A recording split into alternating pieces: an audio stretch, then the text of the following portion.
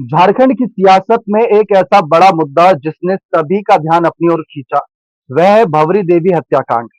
करीब 3 हफ्ते हो गए हैं इस मामले को, लेकिन अभी तक इस मामले में ऐसा कोई ठोस बड़ा खुलासा नहीं हुआ जिसमें हम ये कह सकें कि राज्य की पुलिस को ये सफलता हाथ लगी। क्या आरोपी का पता चल गया है? आरोपी का क्या मकसद पता चल गया है कि क्यों भंवरी देवी की जान ली उसने? इस बारे में हम अब जब ये रिपोर्ट दे रहे हैं, हम तो शुरू से ही इस मामले पर खबर रख रहे हैं, लेकिन अब जब हम इस केस के तीसरे हफ्ते में हैं, तब भी हमारे पास कुछ है नहीं कहने के लिए कि आखिर क्या बड़ा सबूत या एसआईटी टीम को क्या हाथ लगा जिसकी वजह से इस केस की जांच अब कुछ ही दिनों में सुलझ जाएगी। कहना बहुत मुश्किल है, क्योंकि 18 दिन से अधिक बीत चुके हैं इस मामले में, और पुलिस भी, जो जिसने पहले ही कहा था 5 दिन में हम इस केस में खुलासा कर देंगे, उनकी तरफ से भी अभी कोई बड़ा स्टेटमेंट नहीं आया है। विपक्ष की तरफ से देखें तो अशोक गहलोत का एक बयान जो बहुत सुर्खियों में आया था इस मामले पर, उसी पर चर्चा करेंगे, क्योंकि विपक्ष, जैसे कि हम पूर्व विधायक कृष्णराम बिश्नोई की बात करें, उनका अनशन समाप्त कराया भंवरी देवी की बेटी ने, लेकिन वो अनशन पर बैठे, सबसे बड़ी बात वो थी। फिर उसके बाद कई और नेता जा रहे हैं, भंवरी देवी के परिवारजनों से मुलाकात कर रहे हैं, सांत्वना दे रहे हैं। बेटियों की जो निडरता थी, जिस तरीके से बिना डरे उस कातिल के खिलाफ खड़ी हो गई थी, उसकी चर्चा ही पूरा राजस्थान कर रहा है। तो इसी मुद्दे पर आगे जानकारी लेने की कोशिश करते हैं। हमारे खास सहयोगी राकेश मोहन सिंह जी जुड़े हैं। सर, आपका बहुत बहुत स्वागत है। बहुत शुक्रिया दीपक जी।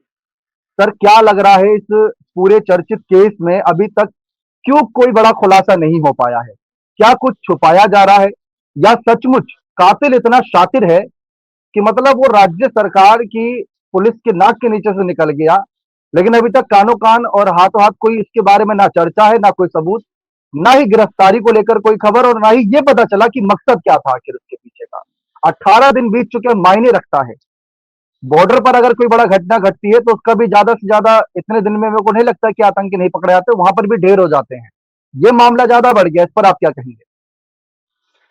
देखिए दीपक जी, भंवरी देवी हत्याकांड अब राजस्थान के भीतर बहुत चर्चित हत्याकांड हो गया। और बहुत चर्चित इसलिए हो गया क्योंकि देखिए, शुरुआत में एक मामूली हत्याकांड और अराजकता का केस लग रहा था, लेकिन अब एक बड़ी साजिश की बू आ रही है।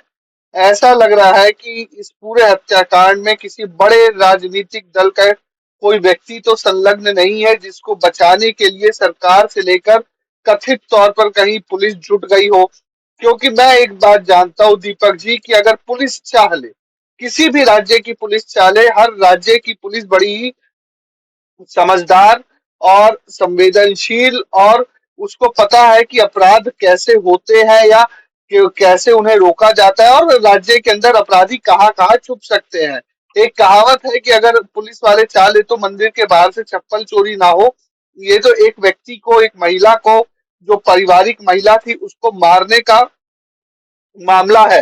तो कहीं ना कहीं मुझे ऐसा लग रहा है कि राजस्थान पुलिस या सरकार पे किसी तरह का बड़ा दबाव है, जिसके कारण से भंवरी देवी हत्याकांड का मामले का खुलासा नहीं हो पा रहा। नहीं तो डीजीपी, आईजी, एसएसपी, तमाम बड़े बड़े पदाधिकारी इस पर बयान दे चुके हैं, और ये बयान अभी तक खाली ही दिखते हैं। तो मैं ऐसा समझ रहा हूँ दीपक जी कि ये भंवरी देवी हत्याकांड कई राज खोलने वाला है, और कुछ बड़े लोग इस हत्याकांड के पीछे जा सकते हैं। तो अभी देखना होगा कि ये जो एसआईटी है, ये कहीं लॉलीपॉप तो नहीं है, ये वाकई ही सरकार की मंशा है कि इस हत्याकांड को सुलझाया जाए, या ये किसी तरह का लॉलीपॉप देने की कोशिश है दीपक। देखिए सर, ये भी सवाल उठ रहा है कि भंवरी देवी की भी अगर हम बात करें, तो क्या कोई वो ऐसा चर्चित नाम थी कि उनका कत्ल होना कोई राजनीतिक साजिश से जुड़े? एक घरेलू महिला थी, हमला हुआ, और कई बार ऐसा होता है कि मतलब बड़ी घटनाएं होती हैं, उसके बाद आरोपी फरार हो जाता है, और कुछ मामलों में पुलिस पूरी पुरजोर कोशिश करती है, लेकिन पता चलता है कि आरोपी कहीं और है, या कुछ और हो गया, क्योंकि वो आरोपी है, और अलग अलग मामलों में उसका भी क्या पता हाथ रहा हो। तो अलग अलग नजरिए से इस मामले में देखा जाता है, जितने लोग होते हैं उतनी बातें होती हैं।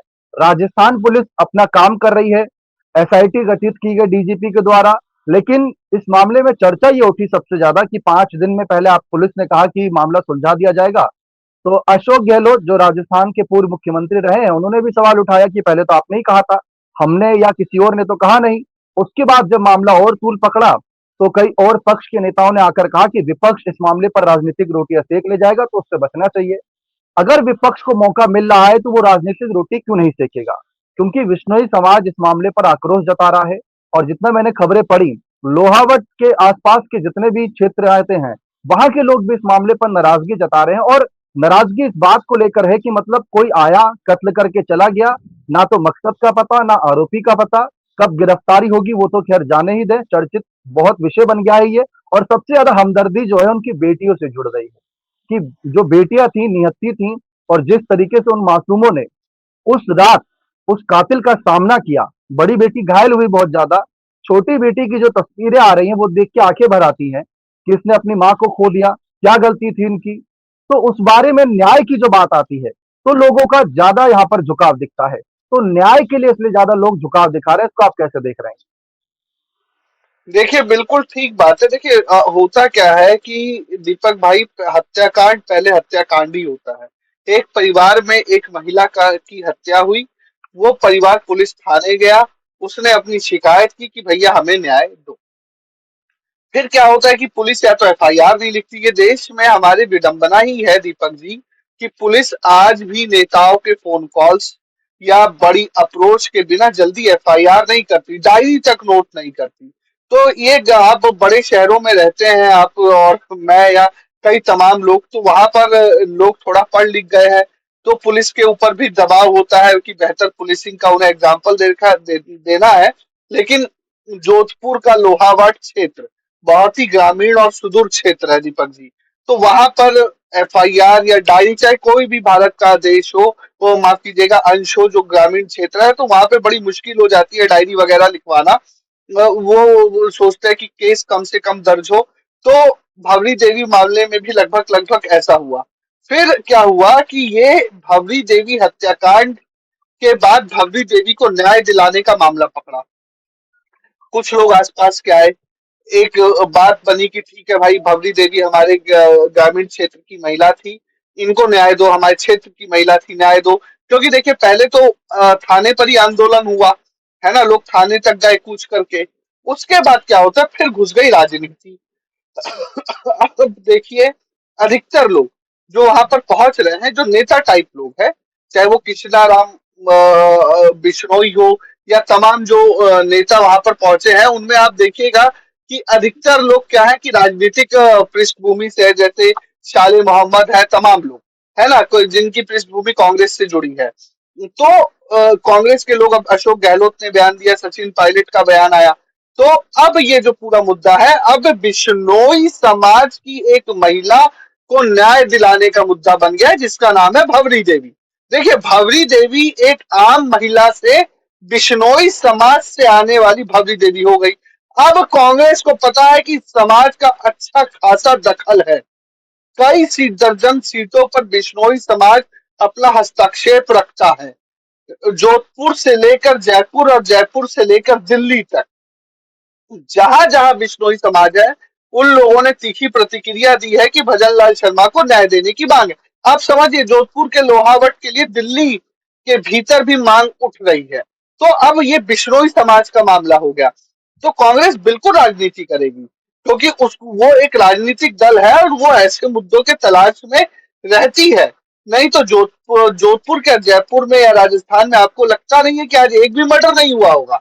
आज भी अगर हम सबसे कम काउंट करें तो एक आध मर्डर तो हो ही गया होगा, जो हमारे एनसीआरबी की रिपोर्ट बोलती है, उसके अकॉर्डिंग देखें तो देखिए, पूरा मुद्दा राजनीतिक हो गया है।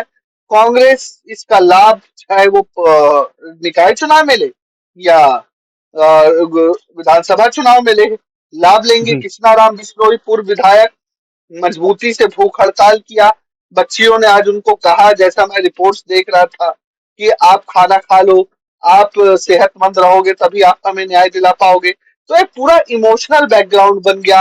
ठीक है, तो बच्चियों की भी चर्चा इसलिए हो रही है क्योंकि जब भवरी देवी का कथित तौर पर हत्या हुई, तो बच्चियों ने खाट और साइकिल के पीछे छुपकर अपनी जान बचाई, और बच्चियों ने ही फोन करके पुलिस को बुलाया था, वो पुलिस जो हत्याकांड के कई देर बाद वहां पहुंची थी दीपक। जी देखिए, लेकिन हम अपने चैनल के माध्यम से क्लियर कर दें कि हम राजस्थान सरकार या राजस्थान की पुलिस पर सवाल नहीं उठा रहे जी, हैं। लेकिन जो विपक्ष के सवाल है वो अपनी जगह लाज़मी है, क्योंकि पुलिस द्वारा ही कहा गया कि 5 दिन में इस केस में बड़ा खुलासा कर देंगे, वो नहीं हुआ। फिर अशोक गहलोत का ही 11वें दिन पर ट्वीट सामने आता है, कहीं राजनीतिक संरक्षण तो नहीं? तो वो सवाल उठा। फिर पक्ष कह रहा है कि इस मामले पर राजनीति नहीं होनी चाहिए, फिर वो सवाल उठा। क्योंकि अगर हम पहले नज़रिए में देखें, तो जिस तरीके से मैंने इस केस को पढ़ा, समझा, तो उसमें ये पता चला कि अगर कोई व्यक्ति घर में घुसा और जिस तरीके से वो भाग गया, ऐसा लग रहा था कि पहले से उसने या तो रेकी की हुई है, आना-जाना था उस व्यक्ति का घर पे। लेकिन जो वहाँ पर बच्चियाँ थी, रात का अंधेरा था, काफ़ी अंधेरे के चलते वहाँ पर नहीं चेहरा देख पाई या जो भी है, काफ़ी कुछ डराने वाला माहौल बन गया था। तो कातिल का इसलिए खुलासा नहीं हो पा रहा। लेकिन कई मामलों में इसको प्रथम दृष्टया में अगर हम देखें, तो पता चलता है कि हो सकता है कोई घरेलू झड़प रही हो या कोई पुरानी दुश्मनी रही हो या लूटपाट का मामला रहा हो, कोई भी विषय हो सकता है। लेकिन राजनीतिक संरक्षण वाला सवाल अशोक गहलोत ने उठाया। इस वजह से अब ये सवाल उठेगा कि क्या इस मामले में किसी को बचाया जा रहा है? क्योंकि कई बार ऐसा होता है कि कुछ बड़े नाम आते हैं लेकिन उनको दबाने की कोशिश की जाती है। अब विपक्ष के सवाल अपनी जगह लाज़मी है, और जिस तरीके से पक्ष का रवैया है, एसआईटी की जांच गठित हुई, उसकी रिपोर्ट का इंतजार हमारी तरफ से लगातार जारी है। और एफएसएल की जो टीम वहां पर पहुंची, टीवी सीसीटीवी की बात करें, मोबाइल फोन की बात करें, अलग अलग संदिग्धों से पूछताछ चल रही है। तो ऐसा नहीं है कि पुलिस बिल्कुल काम नहीं कर रही, अपनी तरफ से हर प्रयास कर रही है ताकि जल्द से जल्द भव्य देवी बिश्नोई को न्याय मिले। लेकिन सवाल तो उठेंगे जब तक कातिल पकड़ा नहीं जाता है। हो सकता है, देखिए, कयास के तौर पर ये कह रहे हैं कि जब कातिल पकड़ा जाए तो पता चले कि कोई ऐसा ही व्यक्ति था और सिर्फ उसने किसी एक खास वजह के लिए ये कत्ल किया हो या जो भी उसका मकसद रहा हो, राजनीतिक संरक्षण वाली बात ना आए। लेकिन जिस तरीके से ये मामला पूरा घूम गया है, जैसा सर ने जिक्र किया कि अगर हम देखें लगभग हर रोज या हर हफ्ते कोई ना कोई मर्डर, कोई ना कोई कत्ल होता है, लेकिन उनकी कितनी चर्चा होती है, वो कितने लोगों तक जानकारी पहुंचती है, कितनों को न्याय मिलता है, वो सवाल अपनी जगह होता है। लेकिन भवरी देवी जब ये नाम लेते हैं और उनके नाम के पीछे बिश्नोई लगा है, तो वो एक अलग मामला बन जाता है, क्योंकि जातिगत तरीके से राजनीति होती है, समाज को दिखाया जाता है कि हम आपके साथ खड़े हैं, तो वो बड़ा असर जो है चुनाव के वक्त डालता है। इस पर आप क्या कहेंगे सर, कि जिस तरीके का ये नजरिया है, वोट बैंक वाली राजनीति है, न्याय की जब बात आती है, क्योंकि कई बार ऐसा होता है कि बहुत गरीब परिवार होता है, न्याय की लड़ाई लड़ता रह जाता है, चप्पलें घिस जाती हैं, लेकिन ना तो कोई नेता साथ आता है पक्ष से, ना ही विपक्ष से, वो अपनी लड़ाई लड़ता रहता है। लेकिन जब ऐसी कोई लड़ाई होती है, तो बड़े से बड़े नेता आते हैं, समाज के नजरिए से अपनी बात रखते हैं, क्योंकि उनका मकसद साफ है कि राजनीति करनी है। तो उस पर आप क्या कहना चाहेंगे? देखिए बिल्कुल सही बात है दीपक जी कि गरीब व्यक्ति को आज भी देश में न्याय नहीं मिल पाता। अगर आप देखेंगे कि भारत के जेलों में कितने ऐसे लाखों कैदी ऐसे हैं जो विचाराधीन है, अभी उनके जमानत पर भी हियरिंग्स नहीं हो पाई है ठीक से, तो अभी भी इस देश में न्याय मिलना बड़ा मुश्किल है। यही एक इस देश में बहुत बड़े कलाकार थे, मुझे आज भी याद है, उनको एक हिरन के मामले में एक जिला जेल जिला जज अ, एक सजा सुनाता है, और आप समझिए कि 25 मिनट के अंदर उसे उन्हें दिल्ली के सुप्रीम कोर्ट से बेल मिल जाती है। यानी राजस्थान के एक जिला जज उनको सजा सुनाते हैं और दिल्ली में उनकी टीम बेल ले लेती है। आप समझिए, आप और मैं एक ही दिन में 20 मिनट के अंदर बेल लेने में हमें बरसों लग जाएंगे दीपक जी। तो इस देश की न्यायिक व्यवस्था में तमाम लोगों का विश्वास है, लेकिन जब फैसले आते हैं, जब सुनवाइयां होती है, जब देखा जाता है कि किसका फैसला कितनी जल्दी आ गया है, तब इस लगता है कि इस देश में जो न्याय है वो न्याय बड़े लोगों के लिए बनकर रह गया है। धवरी देवी का मामला इसलिए भी ज्यादा उछल गया क्योंकि अब ये मामला जात और जात को न्याय दिलाने का मामला बन गया है। लेकिन अगर सिर्फ भवरी देवी और भवरी देवी का परिवार होता, तो पता नहीं उनको न्याय या अभी तक उनकी एफआईआर हो गई होती या डायरी भी लिखी जाती या लिख ली जाती, तो कितनी तेजी से उस पर काम हो रहा होता। ये सब कल्पना के भी बाहर है। तो हम तो उम्मीद यही करेंगे कि सरकार और पुलिस अपना काम करे और भवरी देवी हत्याकांड में जो असल आरोपी है उसको ढूंढे, क्योंकि इस देश का लोकतंत्र, इस देश का संविधान यही कहता है कि कोई भी आरोपी हो, अगर उसने गलत किया है तो उसको पूर्ण रूप सजा मिलनी चाहिए। दीपक। देखिए यही मौके भी होते हैं जिस तरीके से विपक्ष ने संरक्षण वाला सवाल उठाया। अगर भंवरी देवी के परिवार को, उनकी बेटियों को न्याय मिलता है तो सरकार ये संदेश देगी, चाहे कोई भी आरोपी हो, कितना बड़ा भी आरोपी हो, और जो भी उसका जुर्म हो उसके हिसाब से हम उसकी सजा तय करेंगे, कानून तय करेगा। तो यही मामले होते हैं जब देश के सामने एक मिसाल के तौर पर कायम आते हैं। इनकी ही मिसालें भविष्य में दी जाएंगी। लेकिन फिलहाल तो सबसे बड़ा सवाल यह है कि हत्यारा कौन, किस मकसद से आया था, कब पकड़ा जाएगा, एसआईटी जांच रिपोर्ट में क्या कुछ सामने आएगा। हो सकता है जब तक आप लोग ये रिपोर्ट देख रहे हैं तब तक कुछ और बड़े खुलासे हो गए हों इस केस में। लेकिन फिलहाल इंतजार है हमारी तरफ से, क्योंकि जब हम ये रिपोर्ट की जानकारी दे रहे हैं तब तक ऐसा कोई बड़ा खुलासा नहीं हुआ है। और फिलहाल आगे क्या कुछ खुलासे होंगे चैनल के माध्यम से आप सभी को पता चलते रहेंगे। बशर्ते यह है कि आप चैनल सब्सक्राइब करके, और अगर फेसबुक के माध्यम से जुड़े तो फॉलो करके आप जुड़े रहें। बहुत बहुत शुक्रिया।